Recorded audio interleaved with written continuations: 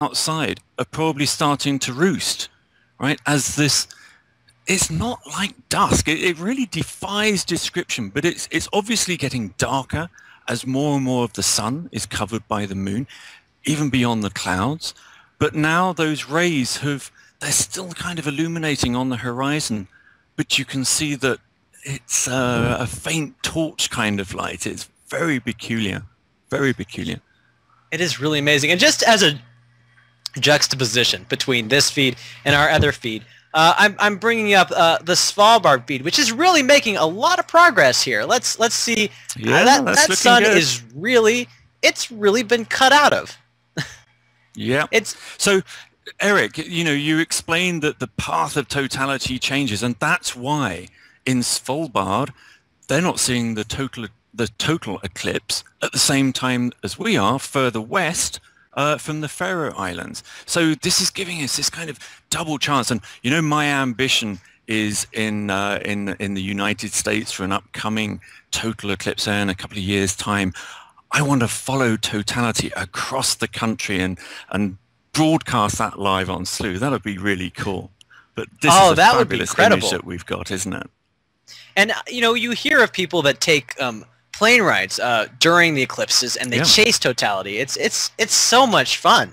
By train, by ship, by any sort of locomotive. Let's go out into space and see it as well. And that sort of brings to mind for me that really we do see eclipses from outer space, and that's an incredible thing to see as well, because it really brings to mind how delicate our whole environment here is. I could just bring up one example from stereo that saw the total solar eclipse a little while back here. This is an absolutely gorgeous view. So this is the moon crossing in front of the sun, and it looks so small, doesn't it? And even though the stereo is relatively at the same distance from the sun that the Earth is, it's trailing behind the Earth so much that the moon looks about 4 times smaller, and that makes just such a significant difference. And so the Earth is in just such a delicate position in terms of the Earth-Moon-Sun system to be able to see a moon that's just as big as the sun at very precise times. But that's not always the case, though, is it? There are certain times when we don't see a total solar eclipse, even though the moon passes directly in the center of the sun. Aren't there times like that?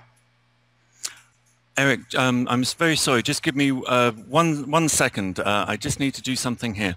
So, well, that's totally fine, because I gave you a question I can answer myself, so I can just go ahead and talk with have an interview with myself, as it will. And so that's an eclipse that we were talking about a little earlier, like Phobos caused on Mars. This is an annular eclipse, where you see an annulus being like a donut, a circle with the hole cut out of it, the center hole cut out of it, and it's so.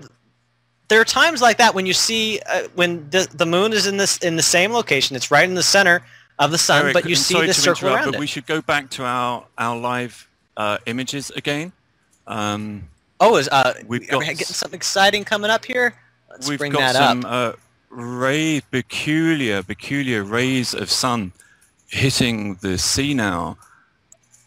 It's really, you'll see it coming up on there. It's about to come up for you. Ooh, wow. It's like a different color. If it's the next live image coming through to you, so take a look at this. But yeah, we're seeing this fantastic illumination on sort of the left side of the body of water there. It's really looking quite beautiful. It's we need to see the next image. I wish I could share this with you immediately. That's going to be coming through to you any second now. The whole sky has turned this beautiful silvery grey color. It's just totally unlike any kind of dawn or dusk or any other kind of environment that you've been in. It is so alien, and now it's really getting very dark. And this is getting so close to totality. Ooh, look at that. Look at that. It's so eerie. That's so fantastic. It is. It's It's absolutely amazing. Oh, and the sun has just popped out. I'm hearing exclamations behind you. Is everybody getting excited? Is this the time here? What's going on here, Paul? I need to just be concentrating on getting an image, Eric. We just had this tiny glimpse of the sun so close to totality. It's just popped out between the clouds, but now it's gone back in again. So this is the race. This is the time right now. This is when we're venturing towards totality, which is happening in only 2 minutes. It's coming. It's so close. And so this is the time that we're going to race. This is the time that we're going to see if we can get this image. And even if we don't get an image of the sun itself, what it will do to this atmosphere, to this surrounding environment, is going to be so incredibly fascinating. We see already these just eerie patches on the sea, and just the glow and the atmosphere and the environment, that it really speaks to how we see a total solar eclipse, and there's things that are happening in the night sky. There's things that are happening above us, but they're affecting so much what is around us, and what just Eric, look behind me. I'm in darkness. I mean, this room was illuminated 2 minutes ago. We are in absolute total darkness, but the sun is still behind the clouds, so we caught this one tiny glimpse, but it is now, it's like nighttime. It's totally dark here. So that is it, everybody. From the Faroe Islands, Paul Cox is now experiencing totality. We are experiencing totality in a distant way, in a way that we can't exactly precisely see the sun, but don't you worry. We have a feed as well coming in from Svalbard. We'll be experiencing totality from that site soon after that, and that site is clear. But right now we are experiencing this thing, and the whole atmosphere is going dim for you. What is going on over there, Paul? What is this experience? Well, I mean, it's just so quickly, Eric. Sorry, I'm standing up so you can't really see me, but you don't need to. It's more about the description. It was like about 10 seconds. It was like somebody switching off a dimmer switch, and it went from being quite illuminated to nothing. And of course, we've got 2 minutes of totality. So totality is now. So we've got 2 minutes of this, but I can still see over on the horizon, there's a lit horizon, and that's because that's not experiencing totality yet. The shadow of the moon hasn't got that far yet. Wow, this is, I mean, while we're seeing this so removed, we don't actually see the sun here. Experiencing this through your eyes, Paul, I mean, just to be on the ground there, it's got to be incredible. Is everybody more quiet, or are they talking? Wow. What is the mood here? Sorry, now it's just gone up. It's just switched back on again in exactly the same way that it switched off, and suddenly we've gone back to this silvery light coming out. I mean, if you believe in heaven, then the clouds that I'm seeing at the moment are it. I mean, they're just beautiful silvery color. We've got images coming through to you for this, and now the sun's rays have once again appeared on the horizon. So that was totality. I'm afraid from the Faroe Islands, we didn't actually see the sun, but we saw the amazing visual effect of what's going on around us here. Amazing. Oh, wow. That's just, it's so exciting to see. And well, so one thing about this is that it's such an emotional experience. And have you experienced totality before in person, Paul? Only for 2 seconds for the Africa eclipse that we covered there. And we have actually got a clear spot coming up here. So we need to keep our eyes open here. But of course, we haven't yet seen the end of totality because we've got this great feed coming in from Svalbard, and they've got clear weather, haven't they, Eric? So we're going to see totality there. When? Yeah. How long have viewers got to wait? Well, so I'm just actually bringing up that, you read my mind. I'm bringing up that countdown clock right here. It's 26 minutes and 53 seconds away from totality, and we see that progression, that it's just about halfway done with in terms of encroaching onto the totality. It started, and it had about an hour that we have to wait between first contact, when it first connects with the side of the sun, and totality. And so it's coming up so very soon, and we really it's beautiful to see this progression of just the moon just eating and eating and eating at the sun, and it's getting there so close. It's just about there. We're really looking forward to it, and having experienced totality now for yourself, Paul, today, how do you think it's going to go, or what more can we expect from Svalbard? Well, we're going to be seeing the corona. We're going to be seeing prominences coming at totality from Svalbard. So we're going to take my description that I just gave there, my audio description of what happened here. We're going to see that and exactly what happens to the sun when it's totally covered by the moon. We are about to see the sun here, Eric. We're about to get a little bit of a clear window. So I'm going to just concentrate on getting us some pictures from here.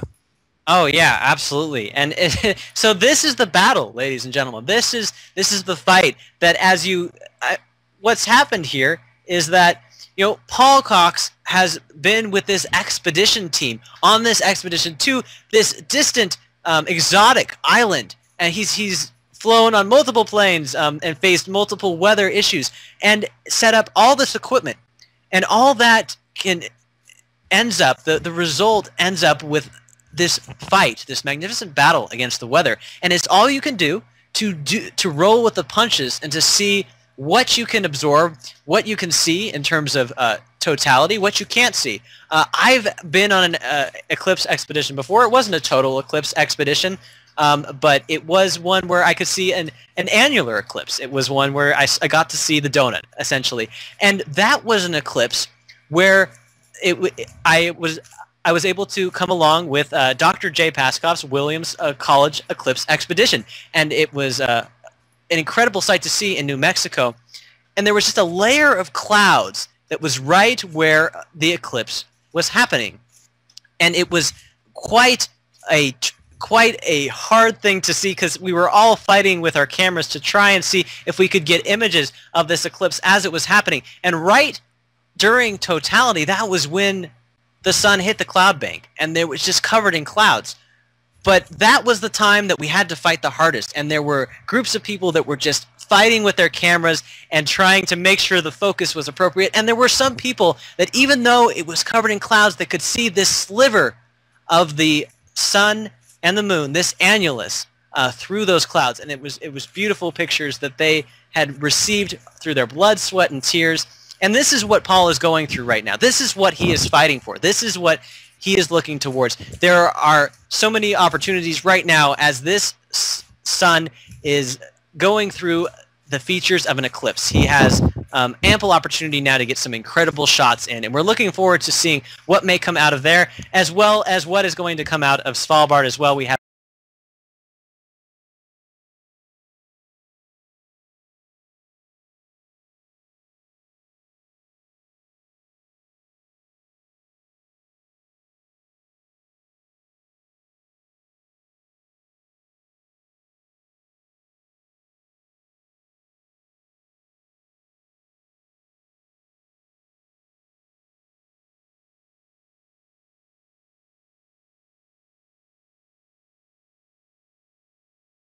but there is so much to talk about, so much to see.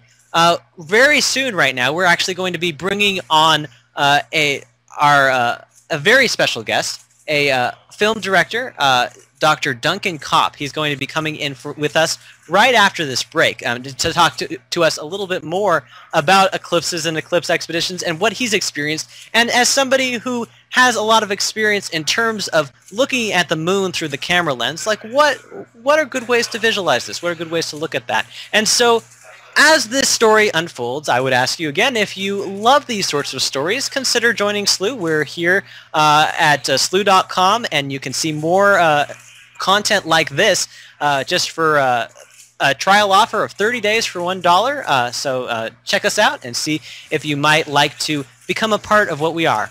And so we will be right back with a very, very exciting interview just right after these short messages. Stay tuned.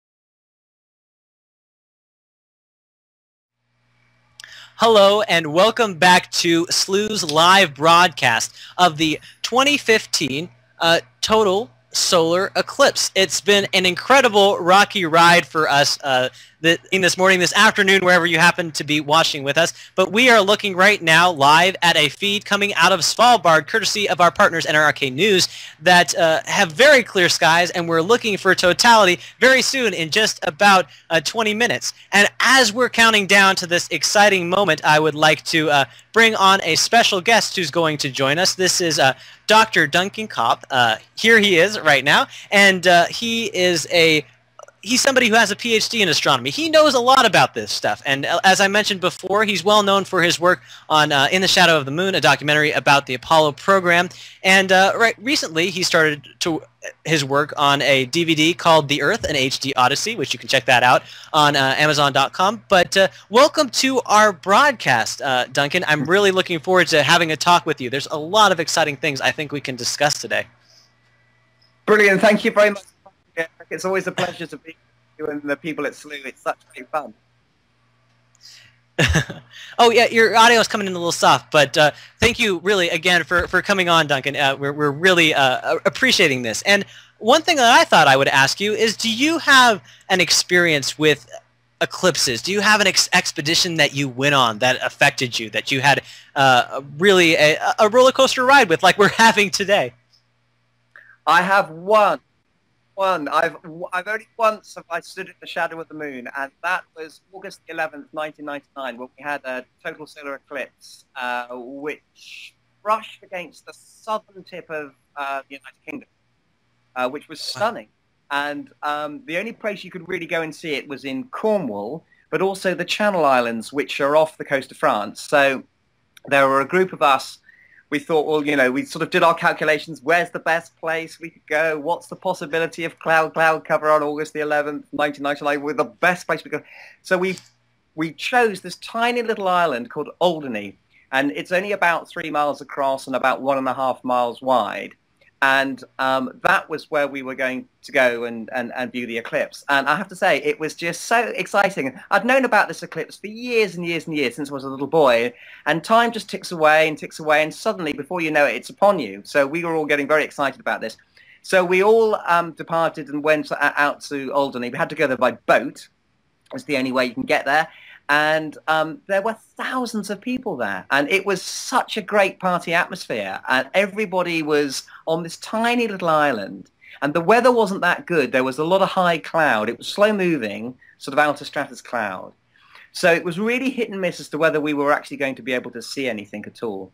But that didn't really deter us, because I mean, just the ability to stand in the shadow of the moon, I think, would be, you know, an amazing experience. So we were pretty hyped up. And I remember as it got closer and closer and closer, you know, people got more and more tense. You could cut the atmosphere. It's quite amazing, really good party atmosphere. And then I remember this really strange experience where, sort of out of the corner of my eye, you could look across the ocean and you could see this shadow coming towards you. And that was a really quite an oppressive feeling. It was quite scary. I mean, this thing is big. You know, this is a big shadow, and you just think, where is that? Of course, you know what's going on, but you can imagine if you didn't know what was going on. And this thing sort of rushed over us, and just at that time, we could look up, and there was just enough sort of breaks in the cloud, or the cloud was thin enough for us to be able to see totality, and it was pretty amazing, I have to say. That's absolutely, it sounds like such an incredible experience, and just to be packed in there with all those people, was the emotion sort of contagious? Was it a bit of a group experience? It was nuts. It was absolutely nuts, because everybody just cheered when this thing happened. And everybody was training their cameras on the sky and hadn't turned their flashes off. So it was like being at a rock concert when, you know, your star walks out, basically. And all these flash bulbs were firing off and cheering and clapping. And it was very subdued and quite quiet to sort of begin with regards to the build-up. But as soon as we hit totality, everybody went bonkers, as I say. And Concorde was flying in those days, and we could hear the sonic booms of Concorde, because Concorde was flying along the path of totality. You know, people could pay, they'd chartered out Concorde to fly along totality. Oh, wow. So you got a much longer duration of totality. So we could hear, couldn't see it, but we could hear it. And there were helicopters buzzing around, and, you know, it was a really incredible event. And very short, it was about, I think totality maximum was about 2.5 minutes. So not dissimilar to this eclipse. But, you know, you're just standing there and you see the corona, and we managed to see a couple of very subtle pink prominences, you know, around the edge, and you just get a view that you just never see before. And it's that amazing thing where you think, well, you know, the moon is so big, and then the sun is so big, but the sun's much further away, and you get this wonderful coincidence, and that's what it is, this perfect coincidence. Of course, it won't last forever, because the sun and the moon are obviously moving. The moon is actually moving away from us, so there'll be a time when we only have annular eclipses and not total solar eclipses. But you just think that's an amazing, amazing coincidence, and it was wonderful. Being there with all your friends and, you know, having some beers and stuff, it was a really fantastic day. It does sound like it, and this a little bit of a tongue-in-cheek question, but since it was right at the turn of the millennium, and, you know, it's a solar eclipse, was there any sort of fanatic like fear about this event, because it is something that, you know, strikes people as so dramatic? Was there any, you know, Y2K related rumors about it or anything like that? Y2K, isn't it funny how we forget those things? Yeah, Y2K, that was everywhere at that time. Y2K, the whole world's going to come to an end. It's a bit like the Mayan calendar, you know, in 2012. Y2K, I've not heard that for ages. It's really funny when nothing happened at all. But no, exactly. No, I don't think so. I just think I think we were all there for this really unique experience and a wonderful natural experience. And I think there was a commonality, because we were all about to experience it together, and we all wanted the cloud to, it didn't break, but it was thin enough so that we could at least see what was going on. And I think afterwards, you know, it's a really weird thing how nature can bring you together sometimes. And there were thousands of people on that island, thousands, crowded. You couldn't move. Unbelievable. And you know, a really good, as I say, sort of party atmosphere. So no, I don't think anybody, you know, I don't think it was there was any sort of worrisome feeling about it, or quite the opposite, maybe spiritual, because it's quite a humbling experience, I think. I would say it really is. And I think that I'm curious, in your opinion, as somebody who, you know, makes documentaries, is somebody who has this eye for film, what do you think is the best way to experience an eclipse like this? Is it behind a camera? Is it just looking at it? What would be your opinion on that? Okay, that's a really good question, because when you're behind the camera, when you're directing, you're focusing on what it is you're filming. And I remember one of my first films was following a space shuttle mission, and I was invited to the VIP area for launch, and we had a slight issue with our camera crew, which actually meant that day we couldn't film. And I was pretty devastated and thought, well, this is awful. But, of course, NASA films it from every single angle possible and gets the best shots. So I sort of had time to sit back and watch this event, this fantastic shuttle launch. It's exactly the same with the eclipse. I would say don't worry too much about trying to photograph every single aspect of it. Sit back, let it watch, and really take it in and appreciate it, and see it not through the lens of a camera, but see it with your eyes. I mean, personally, that's what I would do. I know everybody wants to record it. In fact, today it's probably a lot easier to record than it was 10, 15 years ago. So, you've probably got the best of both worlds. But for my money, you know, I would just sit there and let it wash over you, I guess. Yeah, and I mean, you bring up a good point. In this day and age, everybody can and does really record it. And so if you don't record it and you sit back and enjoy it, you have this opportunity to sort of see what everybody else is bringing to the table and get that those visuals here as well. I mean, that's what we're trying to do here at Slooh, is give you that.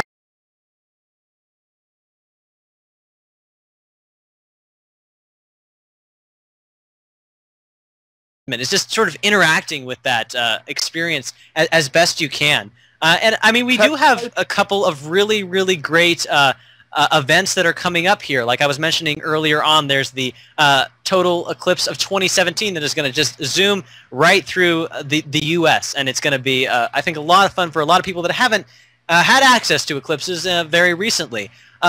Do you have, recommendations for how best to prepare? What would you do in terms of getting ready for, if you had another eclipse that you were going to, another 1999, without the Y2K?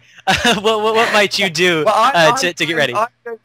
I want to go to the August 2017 eclipse because I think it's going to be amazing. And it was interesting because at the time, the 1999 eclipse was one of the greatest viewed eclipses in human history because its path took it through a very densely populated area of Europe. Now, exactly the same is going to happen in 2017. I was looking before we came on air at the path of totality, and it just tracks right across the middle of the United States. And so there's a great opportunity. And also it's August. It's great weather. I mean, you've got a really good opportunity to get out and see this eclipse. To prepare for it, I think, well, there's a lot of information that's online nowadays. So you may want to go online and Google the eclipse and try and find out where the best place is to go and see it in terms of.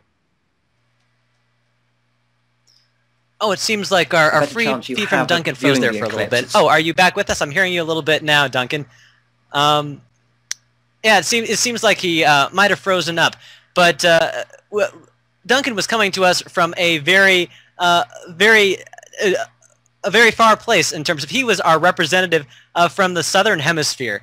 He was coming to us over from Cape Town in South Africa, and it was really great of him to join us. I'm very grateful to him, even though the internet cut out at the end there. I think we had a really great conversation, and I think Duncan's insights really brought to home for us exactly what's so special about a solar eclipse is that he was talking to us about an eclipse that happened for him 16 years ago. This was an eclipse that happened so very long ago, but you can see from his eyes, the way he talks about it, his enthusiasm, that this is something that has stuck with him so fundamentally. It's not a memory that he's going to let go of. And so we here are approaching so very closely. We are just about at totality from Svalbard, courtesy of our partners from NRK News. That is just about there. Paul, do you see this sliver? Do you see this sliver getting even slivier than it's ever slivered? We're inventing new words here. I love that. Yeah, sliverier. It is definitely getting a lot sliverier. It's absolutely incredible. And so we have to go to a quick commercial break, but right after we get back, really don't miss this, we're going into totality. But yes, if you like events like these, if you like eclipses, if you like more than that, things that are happening in the night sky, consider joining Slooh. We have a special membership offer, 30 days for just $1. You can get access to even more celestial events than you can see out here in the public, and it's just check us out at slooh.com, see if you like what we're about, and see if you want to join. But yes, we'll be back in just 30 seconds, and we're just 8 minutes away from totality in Svalbard.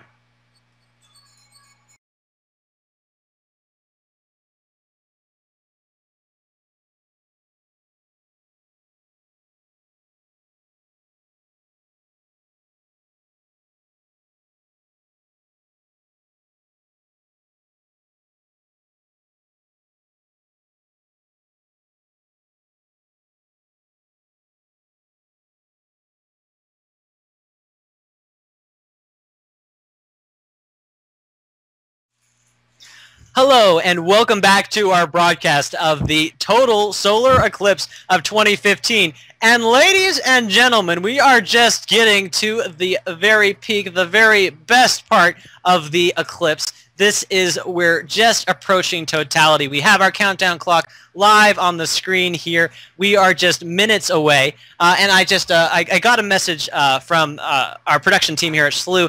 We just want to apologize to anybody who's gone to our membership page. It may not be live at this point, but we are going to it's going to be coming live soon. So we hope that it won't impede on your enjoyment of the site or of our broadcast experience here. But thank you again for all your attention here, and let's look forward to totality. This is it. This is coming. Do you see this, Paul? This is absolutely incredible. It's getting so small. It's just so subtle, so gradual. Over the course of this hour, it is just eaten away as we blinked. It's quite beautiful. I do see it, and as that was happening, as you were talking, the sun came out again here, and we are starting to see the last part of the eclipse here. You can see I'm in sunlight again. Look, the shadow. Oh, yeah. So while we're getting really close to totality here, I'm just going to switch our feed into the Faroe Islands. Here it is. Here's the end of the eclipse coming over here. No, that was first. That's a previous image there, Eric. That was first contact. So this was just when it popped out, and we just got to see that momentary first contact. So, at the moment we've got about there's about half of the sun is covered still. So Svalbard, as you say, is, look at this, only 5 minutes 36 seconds away. Now, what they're going to probably do here, Eric, this is filtered at the moment. This image, they're taking it with a special telescope, a special filter, special camera, and they have to filter out a lot of the white light. But as soon as totality falls, they've got to do what I've been doing. Every time you see me stand up, I've been taking on and off filters off the cameras. Because when we're at totality, you have to take those filters off, and that's when we will see this outer ring. Hopefully we'll get to see, if they time it right, we'll see the diamond ring. And then we may see Bailey's beads, these tiny little glistening kind of pearls all around the moon, all around the sun. It looks absolutely stunning. And then, of course, totality itself. And we get to see something that we only see during total solar eclipses, which is the corona. So I'm really looking forward to this, because they got cloudless skies. This is looking really good for us, isn't it, at Svalbard?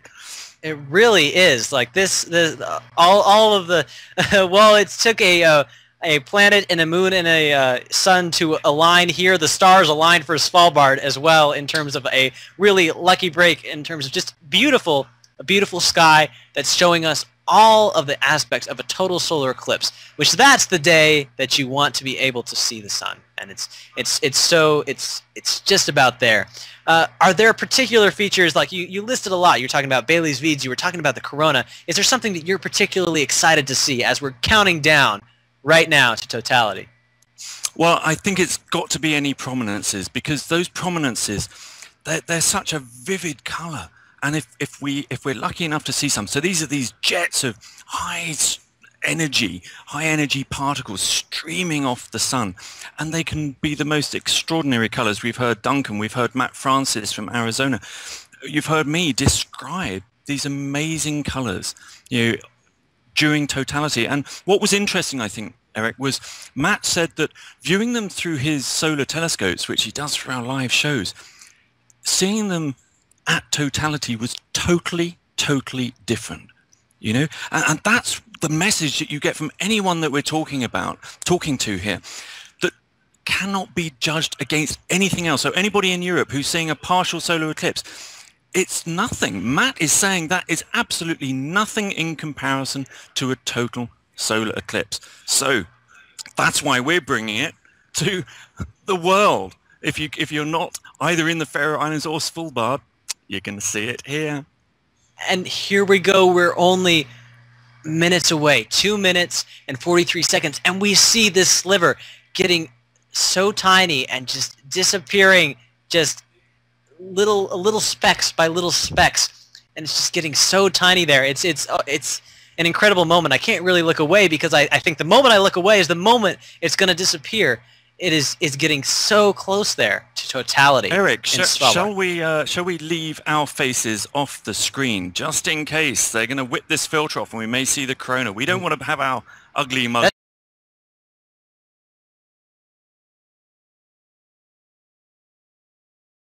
2 minutes from totality in Svalbard. People across the world viewing with us in unison, something that couldn't be done decades before. We are doing something, we are sharing in a celestial event that is only in one place geographically, but for all of us, we can take part of it across the world. And that's such a profound experience. Join us today as we experience totality in Svalbard. Beautiful, Eric. Absolutely beautiful. Minute and a half away. That's such a fine crescent, isn't it? Such a fine crescent. It's just a sliver, just a moment away. And it just keeps disappearing slowly, slowly, and so quickly, too. It'll be gone in just a moment. But then we get to see the really exciting stuff. This is wonderful, Eric. Just the edge of a sliver. I didn't know a sliver could get that small. We are now a minute away from totality in Svalbard. It's extraordinary how minuscule that is. It is creeping and creeping, and once you think it can't get any smaller, it gets more small. Keeps going. I've never seen this, Eric. I've seen so many, so much footage, so many eclipses when this is happening, but I've never seen this tiny, tiny sliver. Now, they're probably going to get ready to remove the filter any minute now, so we get to see the sun at totality. This is utterly amazing. It's there. It's there. It's there. It's there. It's there. It's there. It's there. It's there. And it's gone. Right. Now, are they going to change the filter for us? Please. We wait and... Oh! Eric, whoa! Goodness. That is utterly fantastic, isn't it? There's the corona. There are the prominences we've been talking about. Wonderful. This is totality from Svalbard. And look at the side, the top left corner, you see hints of the Bailey's beads right there. Isn't that right? Absolutely. And we've got these, those are the Bailey's beads just disappearing. But we can also see this beautiful corona, the outer atmosphere of the sun, which we can only see during a total eclipse of the sun. We didn't even know about it until people witnessed total solar eclipses. Absolutely stunning images from Svalbard of this total solar eclipse. Ladies and gentlemen, this right now, we are witnessing in its total complete glory what is a total solar eclipse. The complete blocking of the sun from this moon, and it's just flowering. The corona is flowering outward, and it's an incredible, incredible sight to see. It's so, so beautiful. Absolutely stunning. And I think actually what we've got there, Eric, is we've got a couple of prominences that are showing up at 9 o'clock and 11 o'clock on the solar disk. Absolutely beautiful.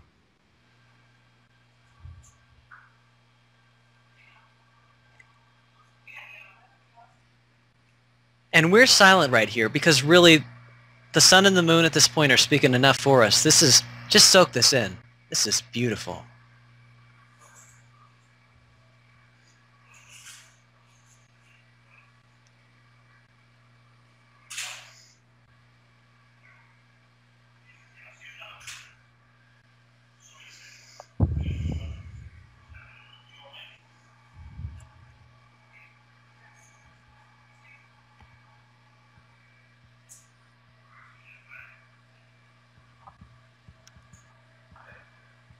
A total solar eclipse is that moment of hush, of awe, as you're seeing something so antithetical to what you've normally seen in the sky.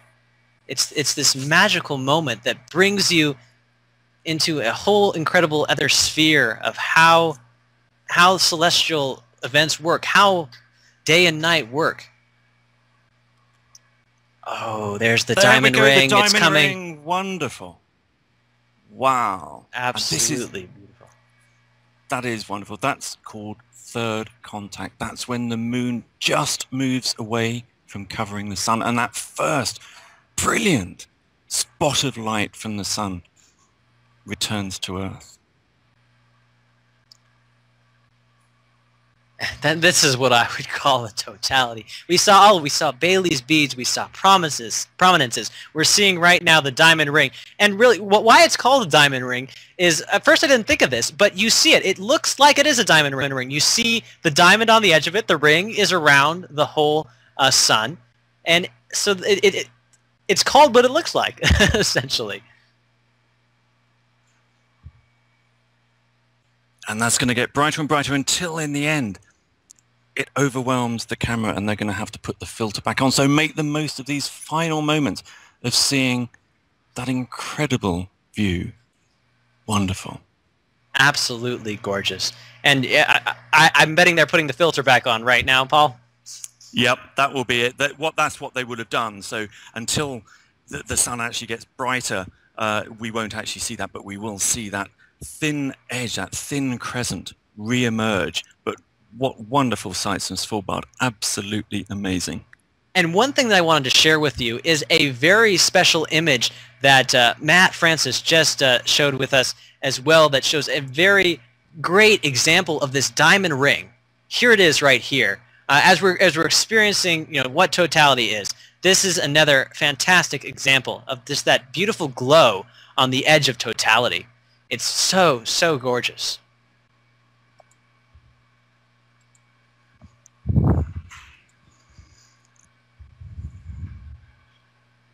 It's absolutely beautiful. Matt Francis is one of the best solar astrophotographers in the world at the moment. His Prescott Observatory in Arizona is set up specifically to observe and monitor the sun. He does a lot of science as well, but he also provides image feeds for us during shows as well, doesn't he, Eric? He really does. He's been a very incredible partner for Slooh, and we actually have an absolutely beautiful rendition of his coverage for us of the partial solar eclipse.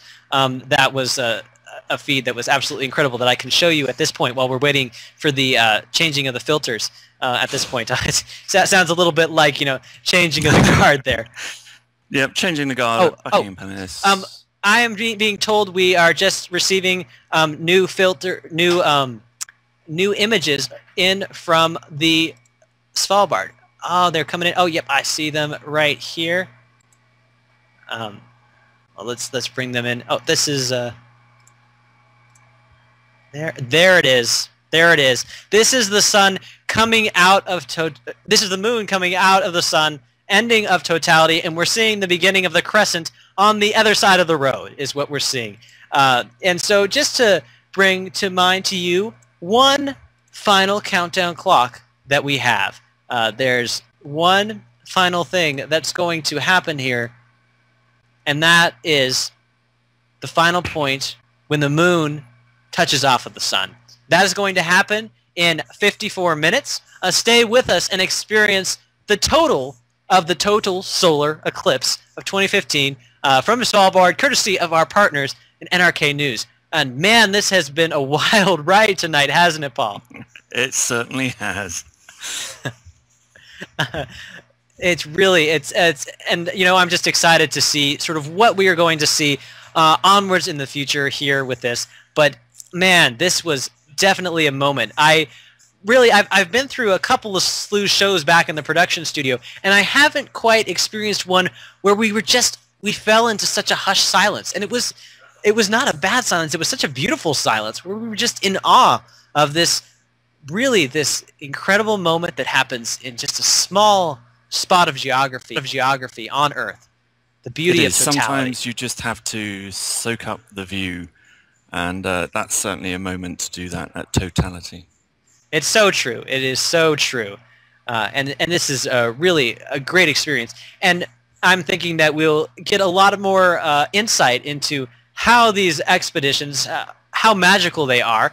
Coming up in just a couple minutes, we're going to get an interview with Dr. Miguel Serra Ricart, who is the manager of the Observatory del Teide, and he's there with Paul in the Faroe Islands, and he's going to be joining us very, very soon. So that's going to be an exciting interview as well.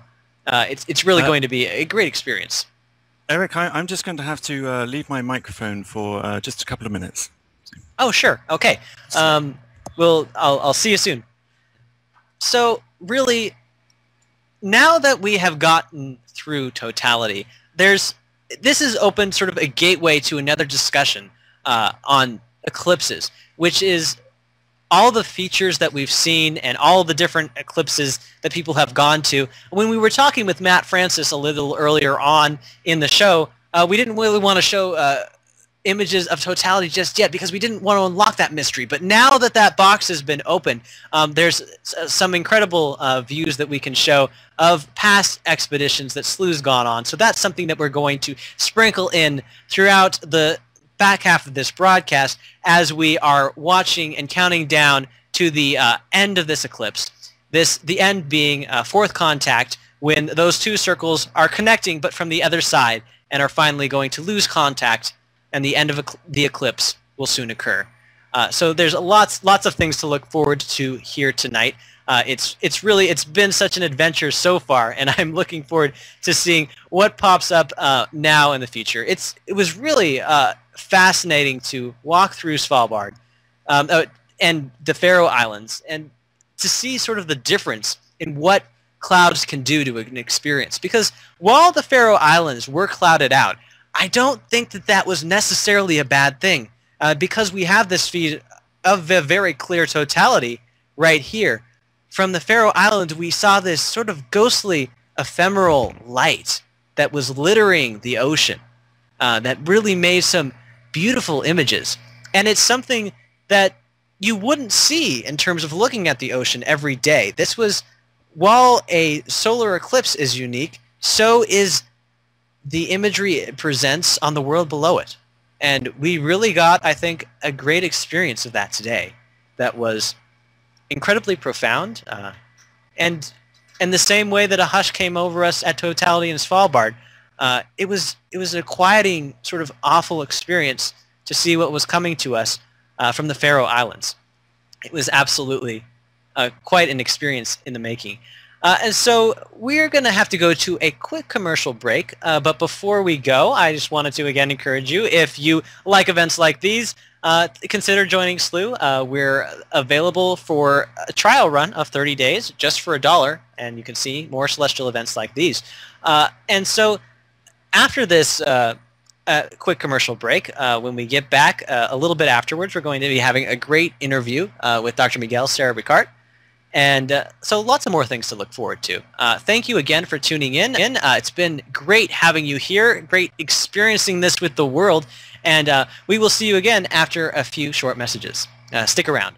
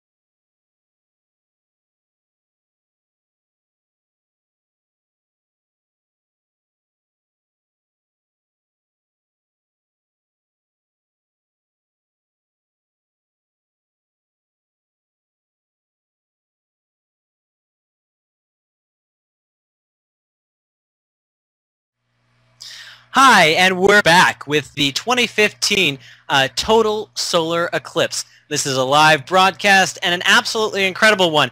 If you're just tuning in, we've had quite a roller coaster ride here. We have experienced first contact in the Faroe Islands. We've experienced weather crazy issues. We've experienced Svalbard coming to us with clear skies, courtesy of our partners, NRK News, and it's been such an incredible thing to see from Svalbard in particular, just because of how beautiful totality was. That was a total solar eclipse, something that happens so rarely. Let me get my notes here. When's the next total solar eclipse coming? It's coming March 8th or 9th, depending on the time of day, or depending on the time zone that you're living in. And That's coming in 2016, so next year, and that's going to be viewable in the Southeast Asia region. And so if that's somewhere where you live, very lucky for you, because you'll get to experience a quite incredible event next year. But just now, we have all together shared with the world a really, really beautiful moment. And I'm so glad that you guys could join us in participating in this. Really, it's a celestial event. It's a beautiful thing. And Eric, may I interrupt just 1 second? If sure, we can get my live images coming back from the Faroe Islands, and we will see the last phase of the eclipse from here. That would be really exciting. If we can get some more live images in from the Faroe Islands, oh, that's going to be so fun, because we can bookend this eclipse with the Faroe Islands. That's what we can do, and that would be a lot of fun. And I also want to ask you a quick follow-up. Do you think Dr. Miguel is available for an interview at this point? Yes, he will be, but in about 5 minutes, I'm afraid. He's been delayed. Oh, yeah, it's understandable, because there's some things that are really crazy in terms of going on here. It's been an absolute hullabaloo, I'm sure, over there. And, well, so actually what I'm getting right now is I think I'm getting some imagery in from the Faroe Islands. So this is coming to us. I'm going to put that in here right now. And Eric, I have Dr. Miguel Serra here for us if we'd like to start our interview.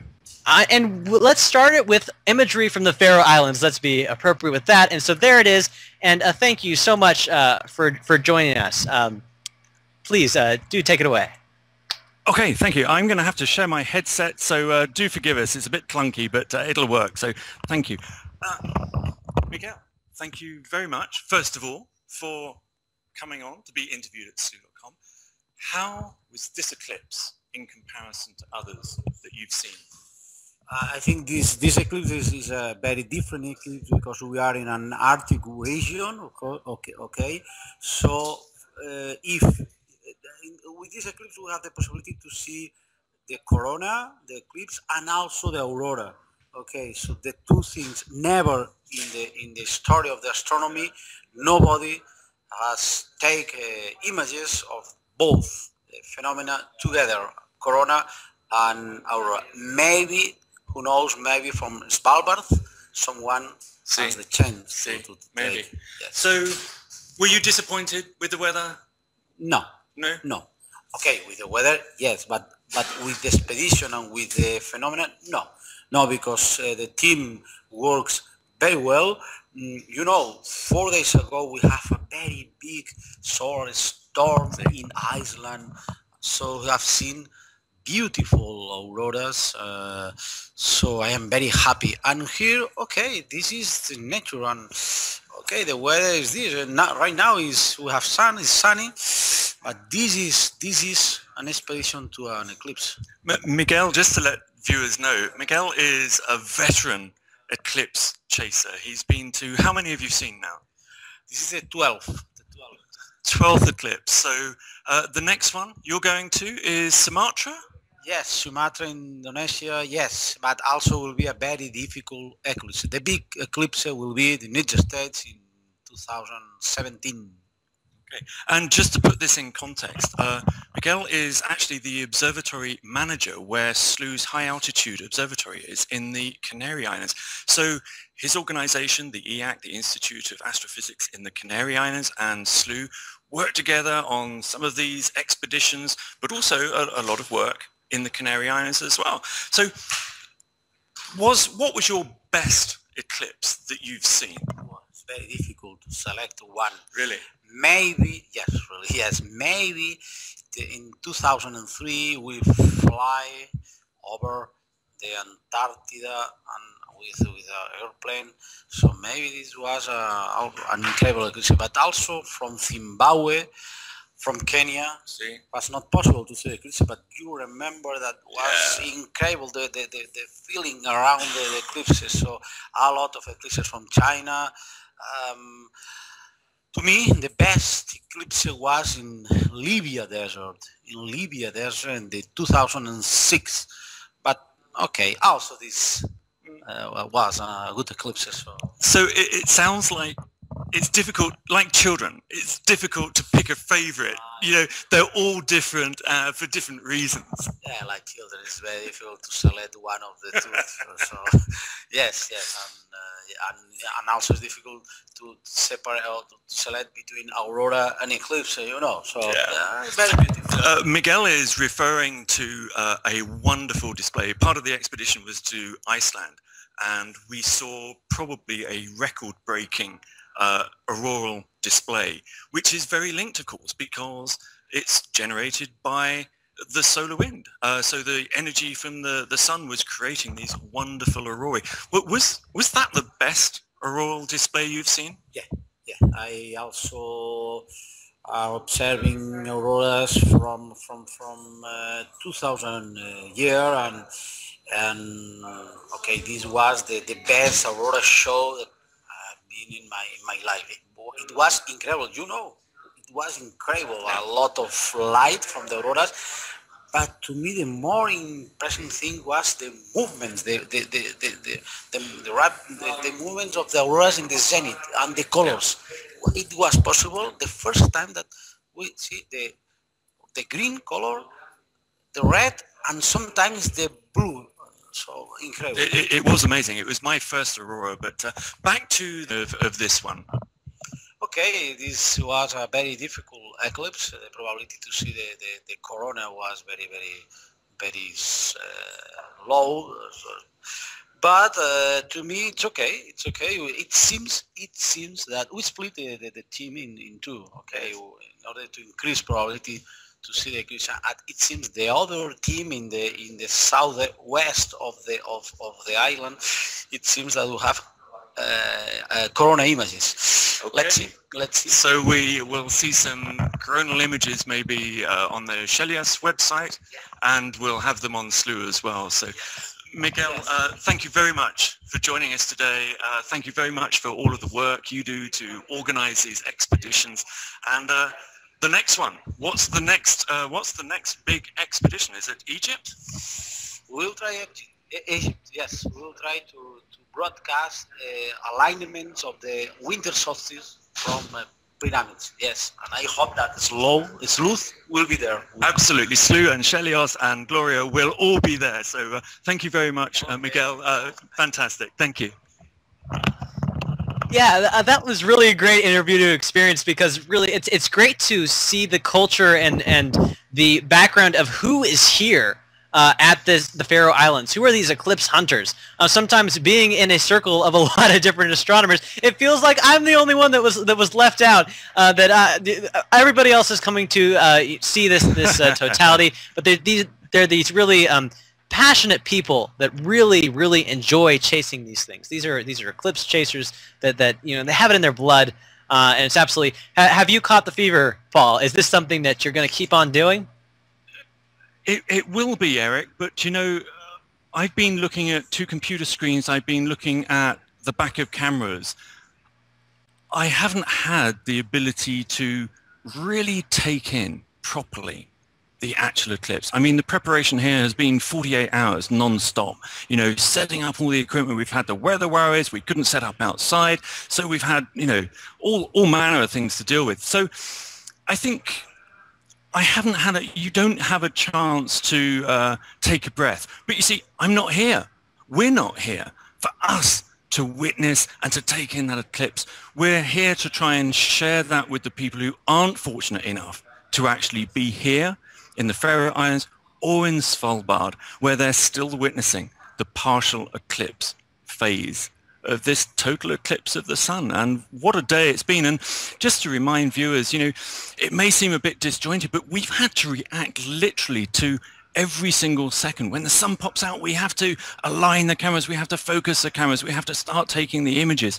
You know, there's just a huge amount. So apologies if it has been a little bit disjointed, and sometimes we don't seem to be paying as much attention as we like. It's usually because I've got one hand here for a camera, one hand here for a camera, two laptops in front of me, and Eric has exactly the same in the studio, would you believe, with Slooh's founder, Mike Palucci, who are pulling in all these wonderful image feeds from all over. Eric, you guys are doing a fabulous job there.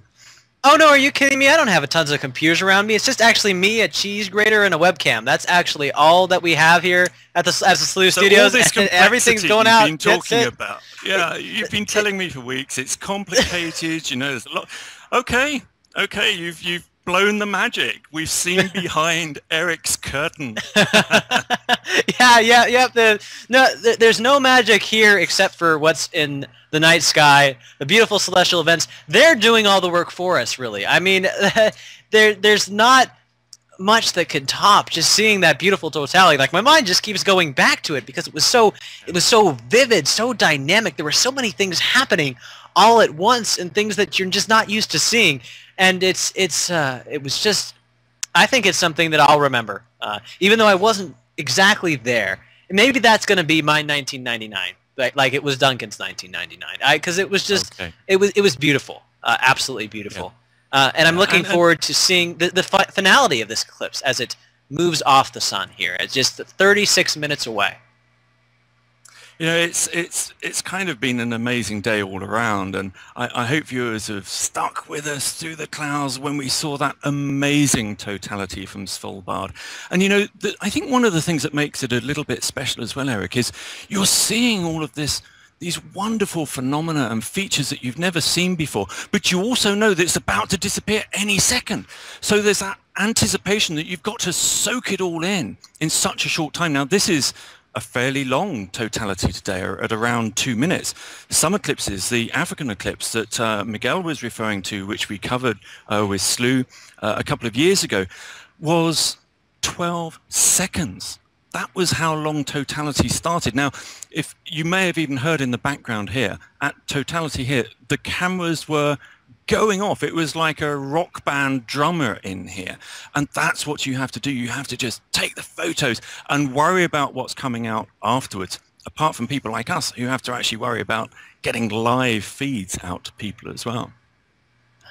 It's I'm looking forward to going on an eclipse expedition for myself one day and just seeing all those things that you see. And I mean, you make a good point in that when you're in the middle of the flurry, you might not necessarily get to enjoy the magic, but sort of the adrenaline and the battle there, it's got to be so fantastic. And even though you're not necessarily being as involved with the imagery as maybe we are here just looking at our computer screens, but that's got to leave a mark on you. That's got to leave a really significant impact on you, doesn't it? Yeah, absolutely. And you know, even now, I'm seeing some gorgeous images coming from our live feed again. So if we can switch back to the Faroe Islands feeds, where we're just seeing the last little chunks of the sun or of the moon moving away from the sun. So it really looks marvelous. I'll definitely keep my eye on that feed, and as soon as we see new imagery coming in, I'll bring that in. Oh, I believe I am seeing what you're talking about there, Paul. Oh, man. So I'm going to bring that in really quick. Here it is coming in. There it is. You know, and that just literally, you saw me as if you see me move to one side or the other. That's me grabbing one of the cameras to recenter it, refocus it, and to snap that image. But it's looking absolutely wonderful, I think. Absolutely wonderful, even at this partial phase. Could you talk a little bit about those colors, Paul? Yeah, well, this is a white light filter, although you wouldn't believe it, would you? Some white light filters literally just show the sun white, all right? And you use them either for visual or for photography. You have to be a little bit careful because they are different for photography and for visual use.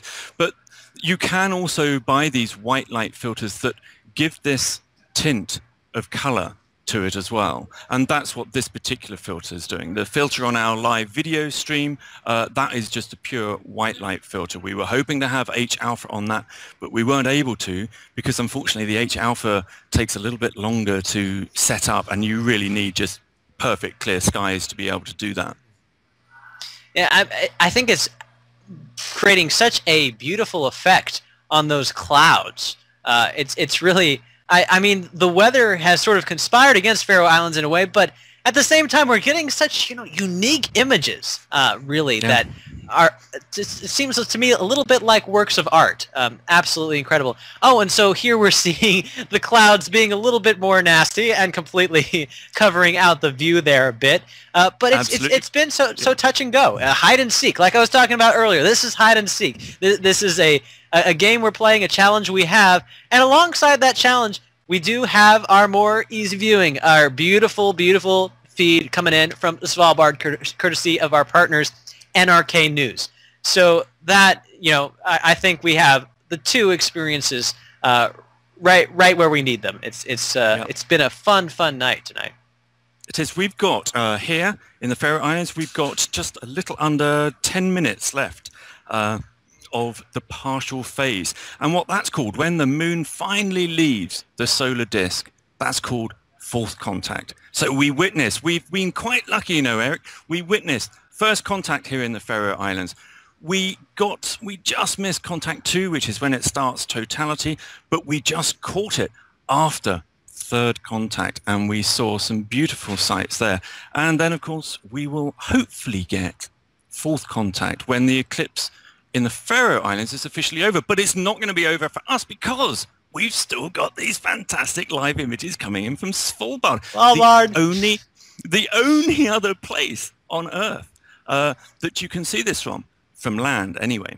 So yeah, I'm really looking forward to seeing what tricks we maybe have up our sleeves for this last battle in the Faroe Islands. It is, let me calculate, the 7 minutes away from fourth contact, it being 10:48 UTC when the Faroe contact, it being 10:48 UTC when the Faroe Islands will see the last of their eclipse. And oh, look at our heads. They're in the way of Svalbard. What are we doing there? So yeah, come on. But you know, as we're talking, we see this gradual procession. I mean, one of my biggest fascinations in terms of the total solar eclipse is just how it has these gradual moments, and then all of a sudden everything comes together with totality. So we see this gradual climb from first contact as the moon just glides so very slowly, gradually across the sun for about an hour for this particular eclipse, and then there's just this moment of awe and just incredible dynamic views. And then we have this slow move off of it as well, this gradual receding off into the distance. I think it's an incredible composition what the sky is doing right now. Yeah, and I think there's a lesson to be learned here for viewers when they get to see an eclipse up close and personal, or another show by Slooh. Never give up, right, on a solar eclipse, because so many eclipse expeditions have seen the parting of the clouds just in time to seize totality, and that's exactly what happened in Kenya for us. Everybody thought it was over. We were hit by a dust storm just as the eclipse started. We managed to get 2 images of first contact. Then we were having to hold down all of the tarpaulins, the tents that were covering us in the middle of the Kenya desert to stop everything blowing away. We had to put all the equipment away. But then we carried on going, and just moments, just the last fraction of totality, bang, there it was. And I'll tell you, Eric, for 2 seconds, that's all I saw it for. But it was possibly one of the most emotional moments in my entire life. It's absolutely extraordinary how a total solar eclipse affects you emotionally. And just to remind people, you know, if you're seeing a partial eclipse and you're thinking, well, you know, what's so big about that? A total solar eclipse is so different. We've heard it from our other guests, haven't we, Eric? Absolutely, yeah. I've had a bit of a chuckle in the production studio on some past shows where we've been talking to guests, and it's been, you know, like a partial solar eclipse, and we'll be asking them, "Isn't this exciting?" And they'll be like, "Yeah, it's exciting, but it's like, you know, it's really great if you've never experienced an eclipse, but once you've seen a total solar eclipse, there's no way that sort of amazement can hold for a partial solar eclipse." So I'm sorry, audience out there in the world, we've spoiled you a little bit showing you a total solar eclipse. You're not going to be able to enjoy any other eclipses. You only can see total solar eclipses now. This is the verdict from Slooh. I mean, you take it or leave it. But we're seeing right now here the work of a very intense effort from the Faroe Islands to witness fourth contact. This is right about the time when the eclipse is going to end, when the moon is going to leave the surface of the sun.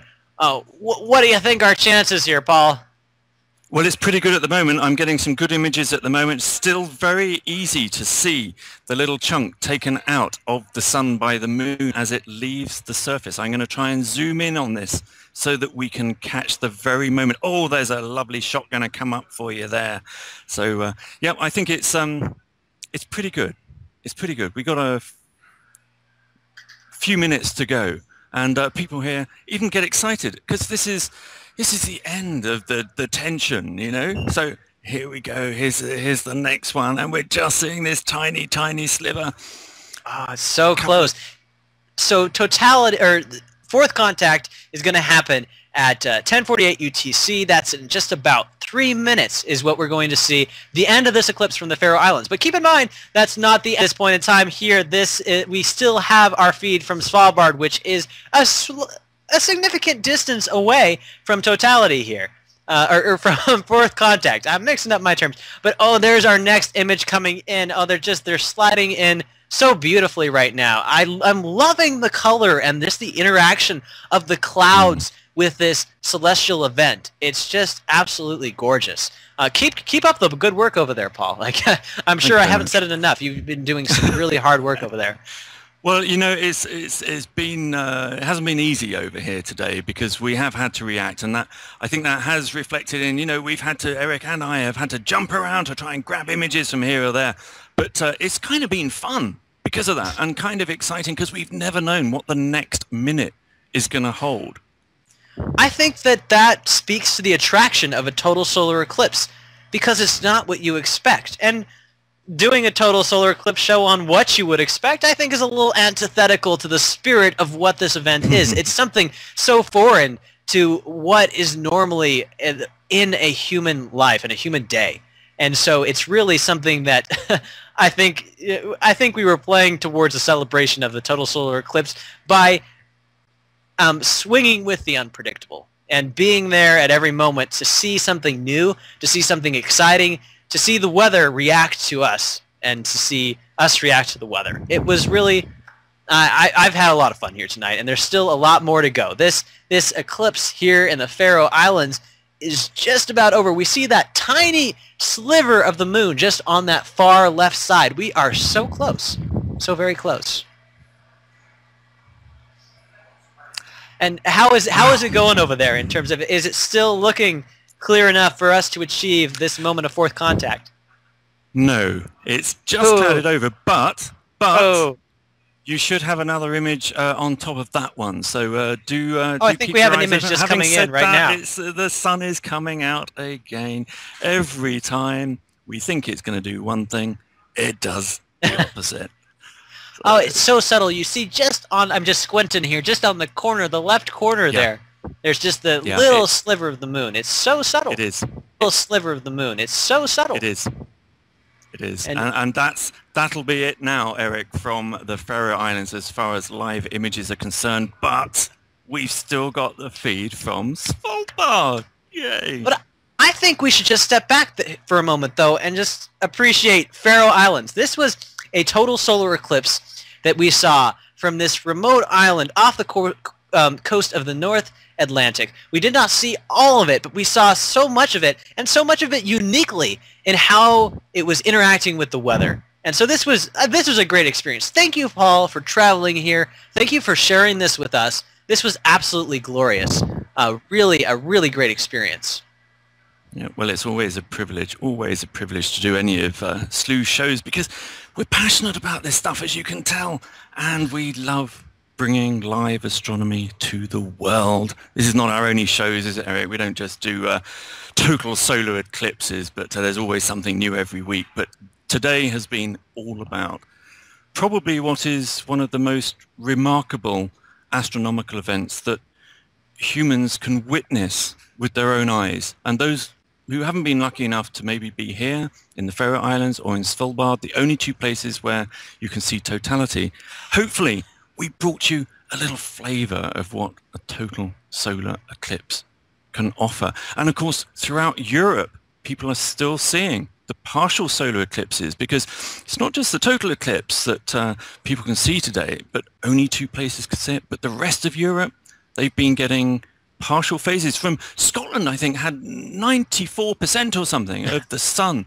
covered by the moon, going down into Mediterranean, to Rome, and all of those southern Mediterranean countries. I think you were talking about a 40% coverage. We were hoping to bring some live images from the Slooh High Altitude Canary Islands Observatory, where we were also going to experience a partial eclipse, but unfortunately we had a bit of an ice storm there, so that kind of stopped our images there. But I think we've done pretty well here. We captured first contact, last contact, and most importantly of all, that beautiful corona and the diamond ring from Svalbard. They were And don't forget those perfect. Bailey's beads. Bailey's beads, great. Always love them. That's how we can see mountains and valleys on the moon from Earth. How cool is that? So great. It's been an absolute joyride from the Faroe Islands. And so this does conclude our chapter with the Faroe Islands, but don't leave just yet, because we still have the end of the eclipse from Svalbard to look forward to. But we're going to have a quick commercial break before that. Again, if you enjoy adventures like these, consider joining Slooh, becoming a member. We have lots more for our members to enjoy. That's just a trial membership. It's 30 days for just $1. Go to our website, slooh.com, see if you'd be interested in becoming a part of our community, because that's what we are. We are a community observatory. So stick around for Svalbard. We're going to be right back after these short messages. Stay tuned.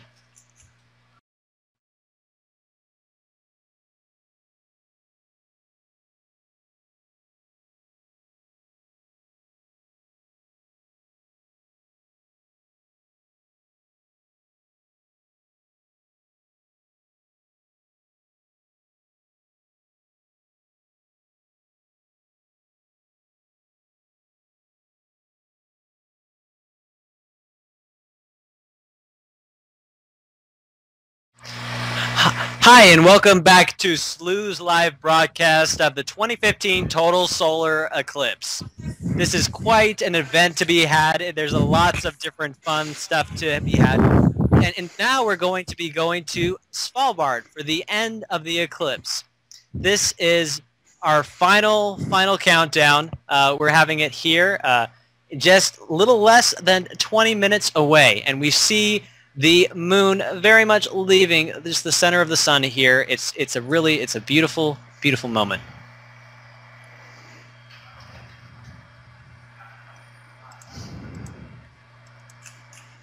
What's been your highlight, Eric, of the day so far?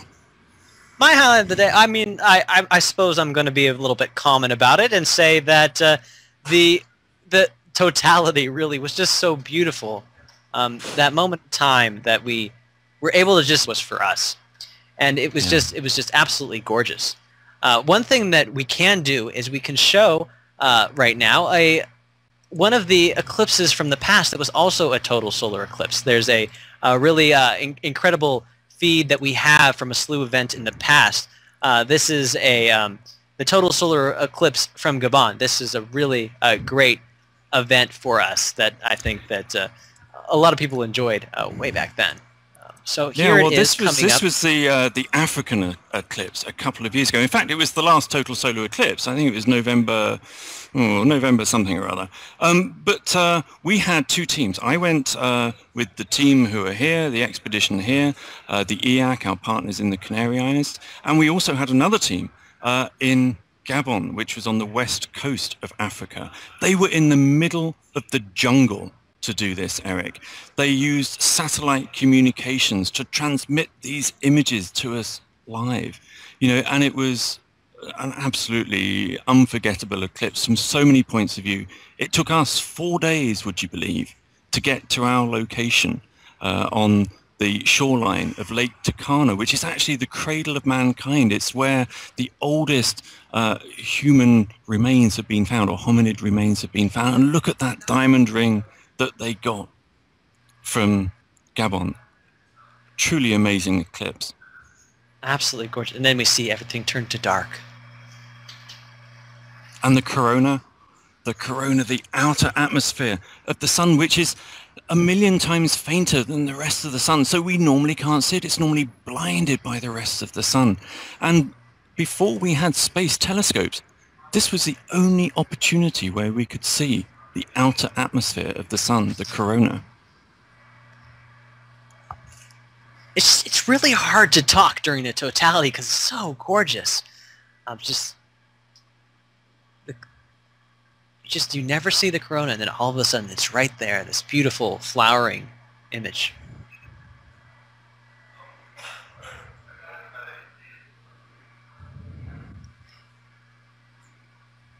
Here it is slowly coming out of totality.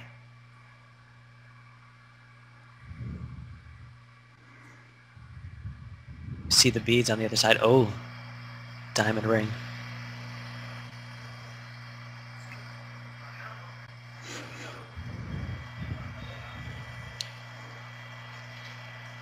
What a view.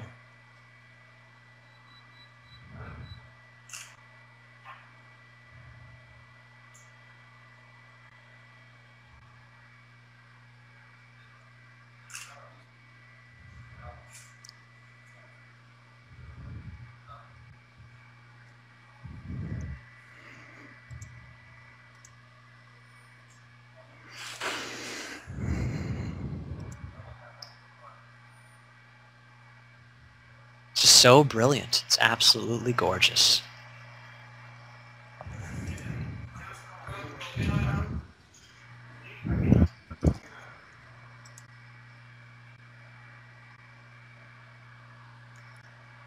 And the sun just grows and grows from that moment of quiet darkness. What a sight to behold. And really, the total solar eclipses, they're so majestic in that way. And but one, you know, you can make the comparison, like this is an example that we took of a partial solar eclipse. And it's something that we did with Matt Francis. This is one of our recent views with him, where you see his incredible imagery of the sun. And we see the moon eat away at the sun, but it doesn't have that same magic to it. But it's still, seeing the sun like this is absolutely incredible. Seeing this movement. And so you see, for a partial solar eclipse, it doesn't go through the center of the sun. It marches along, just along a corner.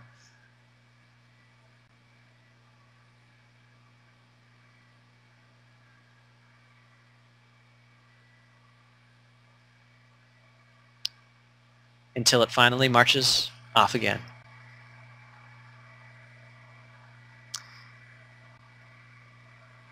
And here's an example of really some just amazing features, because we talk about Matt as a solar astronomer, and we're able to focus up on some incredible features of the sun. And oh, that's a beautiful image. We see the dynamics, just the dynamic nature of the sun, just the side of it, the edges.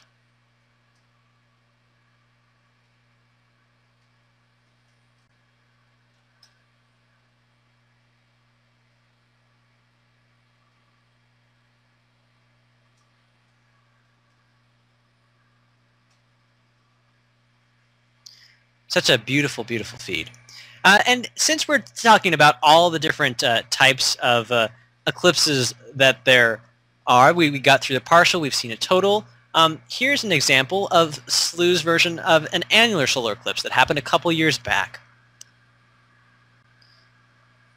And so you see the moon isn't quite big enough to cover all of the sun at that point, even though it does move very close to the center. And so that's a unique color, isn't it, Paul? What filter would you say that is? Isn't it, Paul? What filter would you say that is? Oh, sorry, Paul, we're not hearing you coming through, but it's really quite a unique one.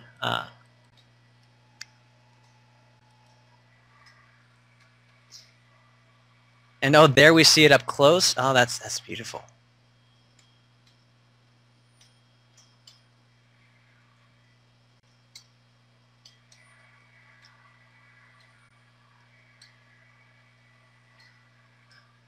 And so, while these don't rival the majesty necessarily of the total solar eclipses, they do have some absolutely incredible features to them. And so here we are going back to our live feed of the total solar eclipse, the end of the total eclipse, coming to us live from where? From Svalbard.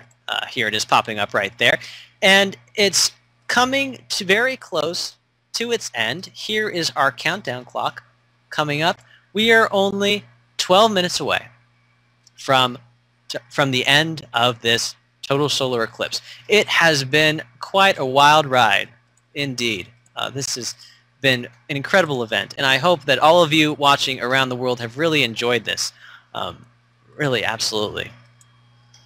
Doesn't this look gorgeous, Paul?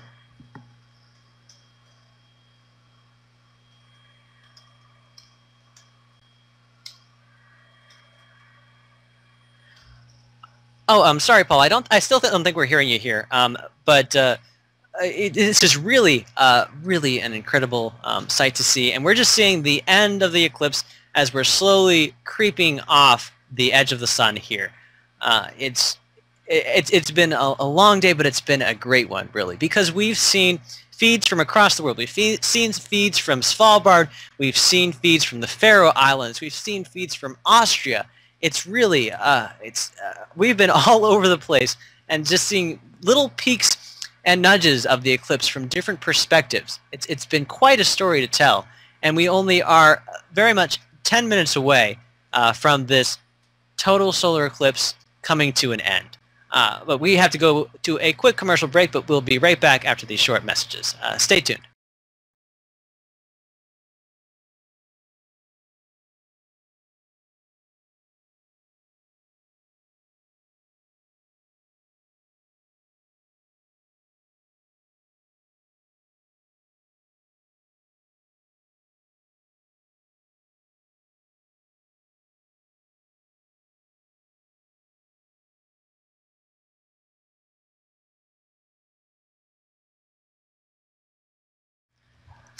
Hi, and welcome back to Slooh's Total Solar Eclipse, a broadcast of 2015. We are just about reaching our end. See there, we just went into single digits in terms of the minutes left of our last feed of the total solar eclipse.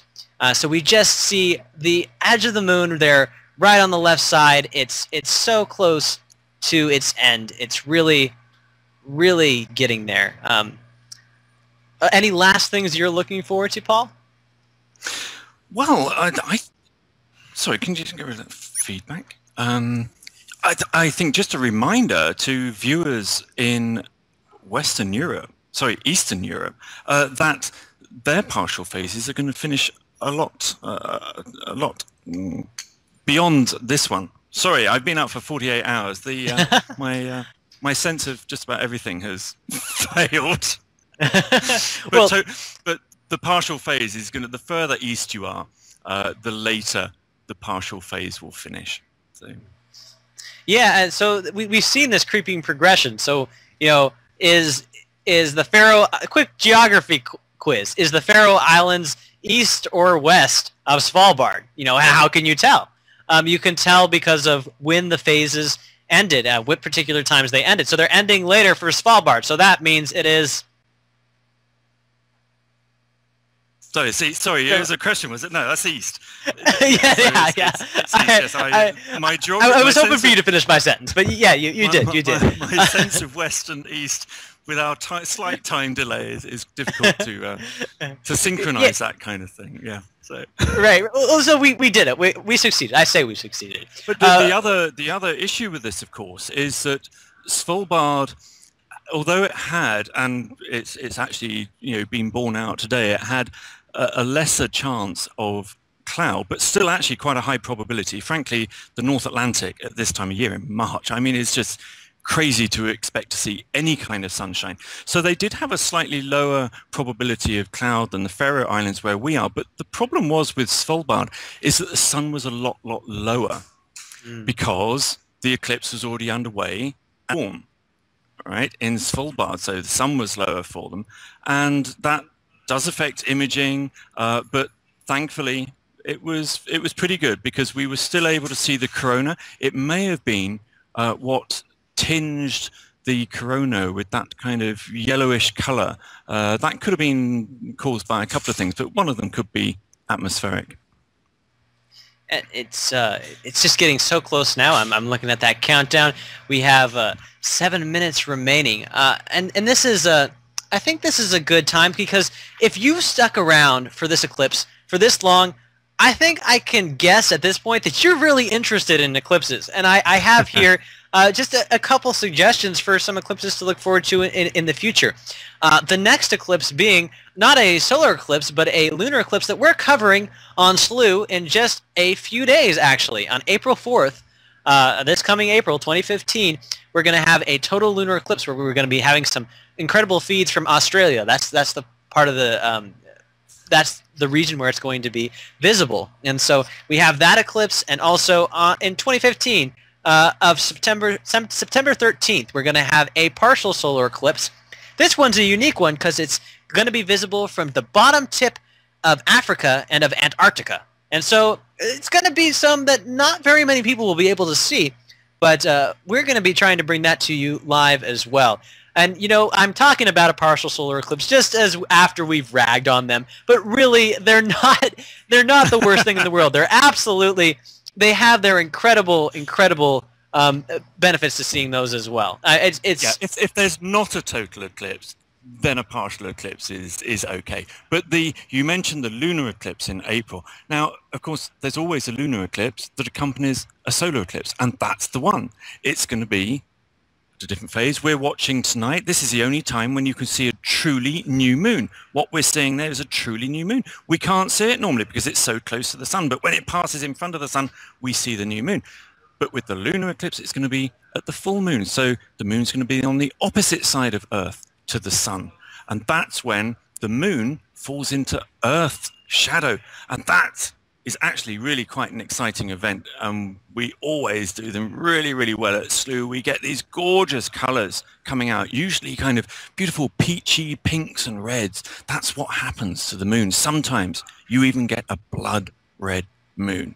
So that is going to be a really cool event. So anybody who has got through this far with this fantastic show, you're going to enjoy the lunar eclipse as well. What was the date again? April 4th? 4th. Yeah, you got it. And so, one follow-up question I have for that is, why do they happen in pairs, the solar and the lunar?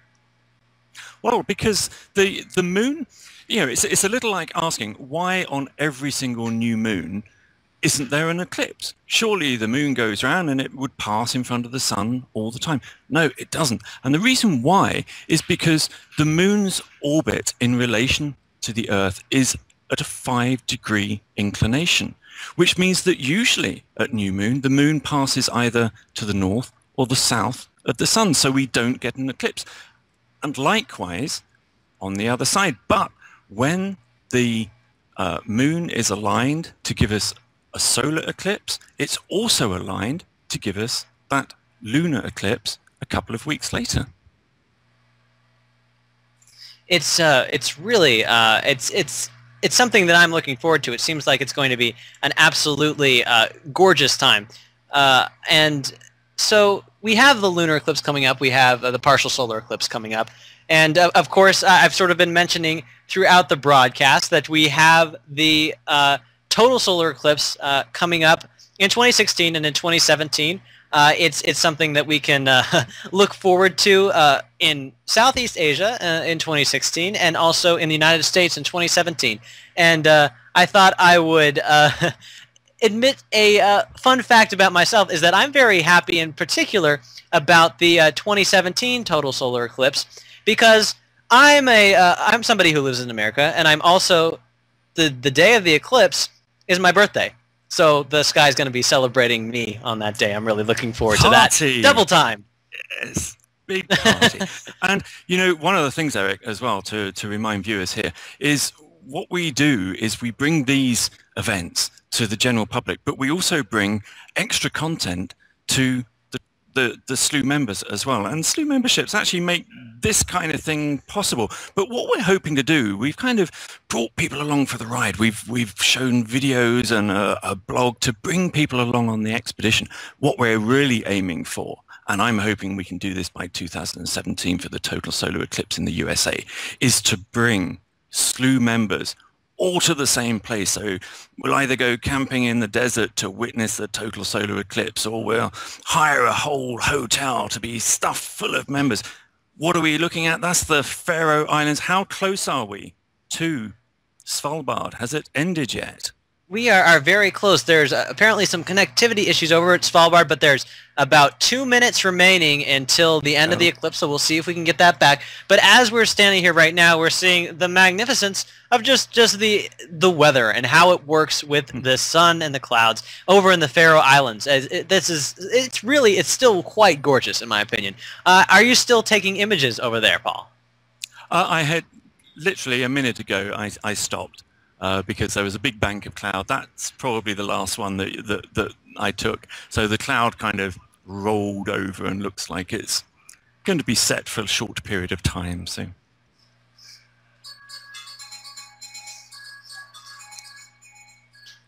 Well, this has just been such an exciting day. I'm over the moon with what we were able to see. We were able to see this incredible spot of totality. We were able to see some incredible interactions between just weather and what was going on there. Oh my gosh. Oh, and I think we're getting our Svalbard feed back. I'm looking into that just now. That'll be just in time. There it is. There it is. There it is. So we're just approaching the end of the eclipse just right here. That's not the end. That was the beginning of totality, wasn't it? So that's I think they've stepped back in time. So there is another effect. There is another effect of total solar eclipses that we didn't know. We go back in time 2 hours. It's just something that happens in very specific time zones and very specific geographic regions. I think that one's specific to Svalbard and sometimes Narnia. Those are a couple that it happens with. So are you ready to go for another 2 hours then, Eric? I think so. Rumor has it that this eclipse broadcast might not ever end. I think we're all here. We're all part of this international community enjoying the celestial event, but we're going to keep enjoying it for quite a while. It's not going to happen. The island of sheep is my new home. Okay, I can set up shop. Oh, this has been really great. I'm sorry, I have to go to a quick commercial break, but we will be right back after these. Sure.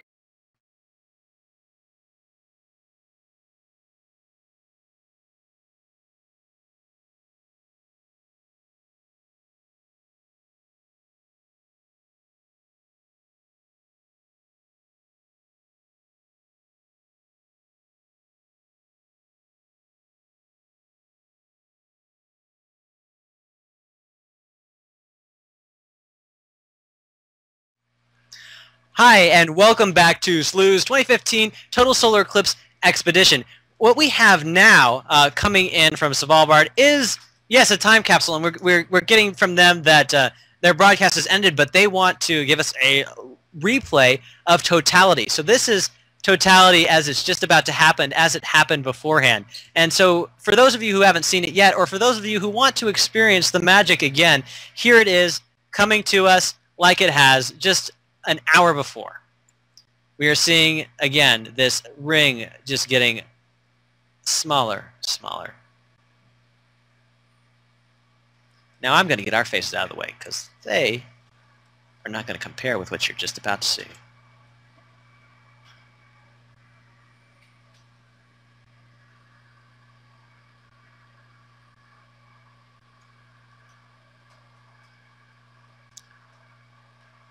And it's just about there. We're just about to see some magic happen. And boom!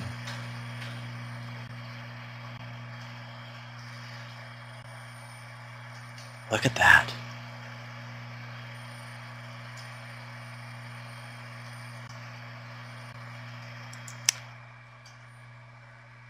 This is the moment. This right here is the moment.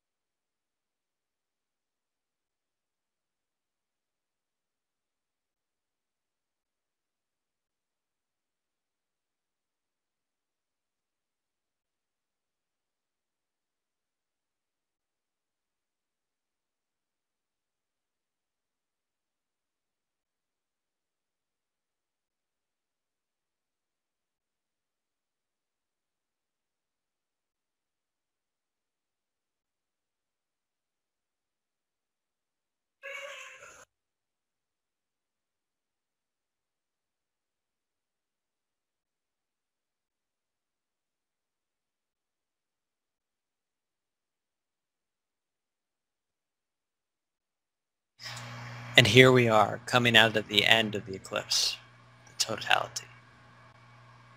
You see the light creeping out. There's the diamond.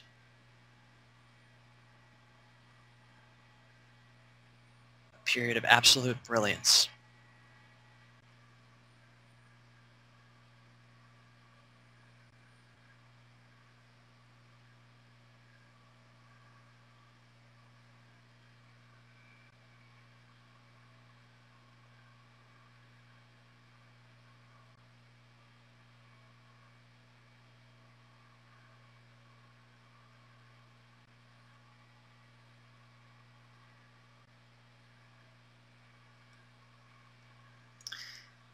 And there we have it, ladies and gentlemen. That was Totality, played again from our incredible partners in Svalbard.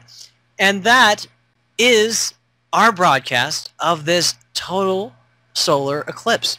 Thank you so much for sticking with us. And really, I think it's been an absolutely incredible day. There's been so much that's happened and so many really unique images that we've been able to see and experience as they have been able to see and experience as they happened around the world live.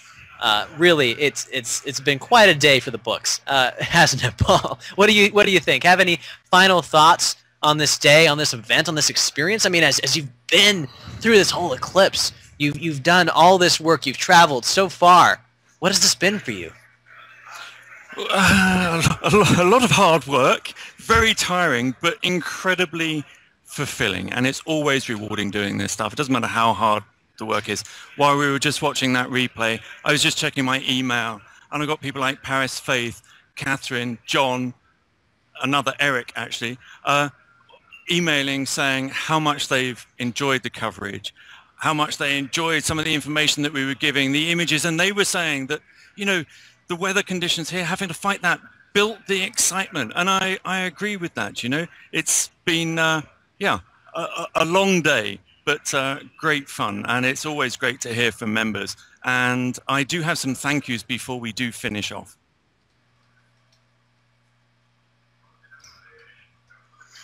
Eric, I have just been given a message saying that we've got some fresh images going to be coming in from the second team of the expedition in the Faroe Islands, and all of those will be published in the Slooh Clubhouse, so members can watch those, have a look at those. And we're also doing, I think you're going to talk about the follow-up show. But could I just do a few quick thank yous? You know, it's not an award ceremony list, but just a short one. First of all, obviously the Institute of Astrophysics of the Canary Islands. They're co-leaders on this whole expedition. They're our partners at the Canary Islands Observatory. In particular, Shelios Gloria, special mention to Dr. Miguel Serra Ricard, who joined us on the show. Our partners over at space.com always do a great job, and some other people who we were dealing with quite a lot for this eclipse, AccuWeather.com. They've been great. And also, our hosts here have been incredibly generous. They are not associated to astronomy, but it's the Center of Maritime Studies and Engineering in Tórshavn.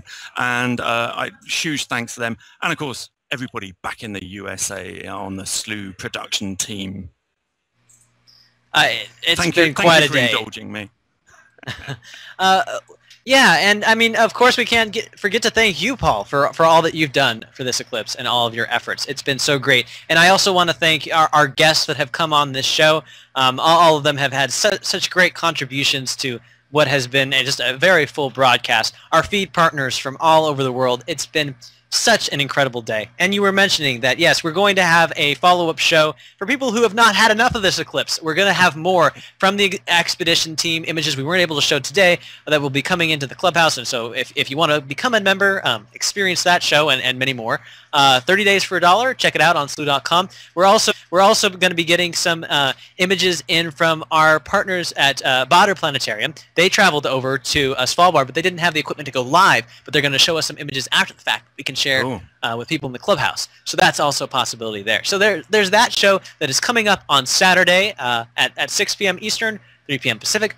And we also have, of course, as I mentioned earlier, our Total Lunar Eclipse show that is coming up on April 4th for everybody to enjoy. You don't need to be a member. It's out there for the public, and it's going to be a lot of fun. A show very, very similar to this in that we're fighting through the phases and seeing some incredible dynamic imagery for a very, very full show.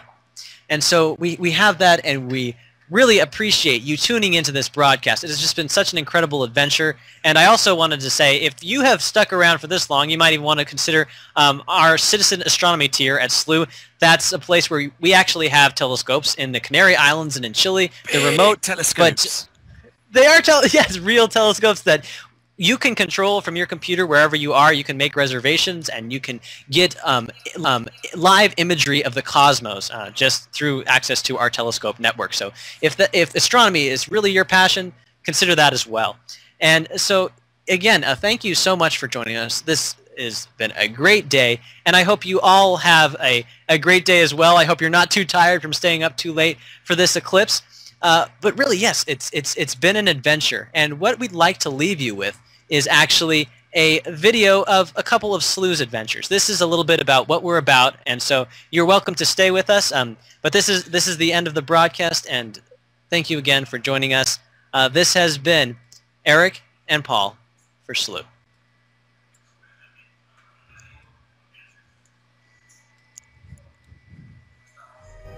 A huge part of Slooh's mission is popularizing astronomy. That's why we decided to have an outreach beyond the robotic telescopes our members use. We became webcasters. Our shows reach millions of viewers worldwide, with some special shows reaching tens of millions. Here are a few of our favorite moments.